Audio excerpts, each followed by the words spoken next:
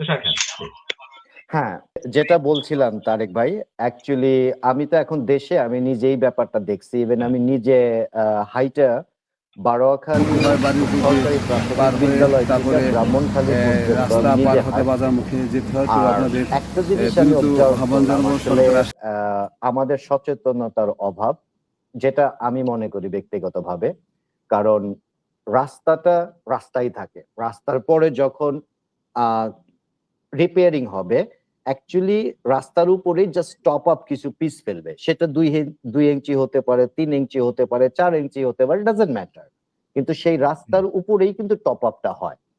তো এখন চারপাশ দিয়ে যারা আছে, এখন আমরা সবাই মনে করি আমরা একটু উঁচুতে থাকবো। তো রাস্তার চেয়ে অ্যাকচুয়ালি দোকান, পাশার, বাড়ি, ঘর যেগুলো আছে মিনিমাম ১ ফিট, কোথাও ১.৫ ফিট, কোথাও ২ ফিট একটু নিজেরা হাই করে ফেলছে। তো এখন কি হয়, যখনই বৃষ্টিটা হয়, বৃষ্টিটা হলে পরে, কারণ যখনই বৃষ্টিটা হয় পানি নিষ্কাশনের ব্যবস্থাটা একদম নাই।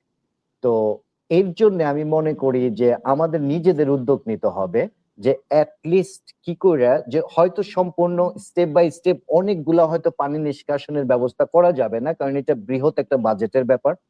কিন্তু সাময়িকভাবে আমরা যারা এই মাত্র যেভাবে কথাটা বললেন যে যারা আমরা সমাজ প্রতিনিধি আছি, কিংবা যারা আমরা রাজনৈতিকভাবে নিজেকে পরিচিত করি, কিংবা সরকারি দল, আ যে অথবা সচেতন মানুষ, আমরা যদি একটু ইচ্ছা করি, কিছুটা পাইপ যদি সেটিং করতে পারি, কিন্তু সেটা অ্যাকচুয়ালি করার জন্যে সেটা আমাদের সবাইকে একত্র হতে হবে।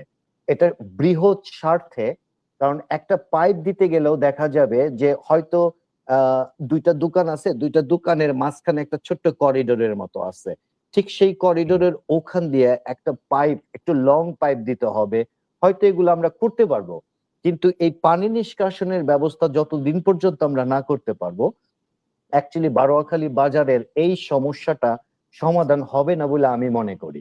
হয়তো হয়তো যখন সরকারিভাবে বড় একটা কাজ আসবে, হ্যাঁ আসবে, ইটস ফাইন। কাজ আসবে, কাজ হবে। কিন্তু কাজ হওয়ার পরেও তারেক ভাই সেই সমস্যাটাই হবে। কারণ ওই যে পাশে আমরা যারা আছি, আমরা একটু সচেতনার অভাব। কারণ আমরা চাচ্ছি যে আমরা নিজের ভিটেটা একটু হাই করি।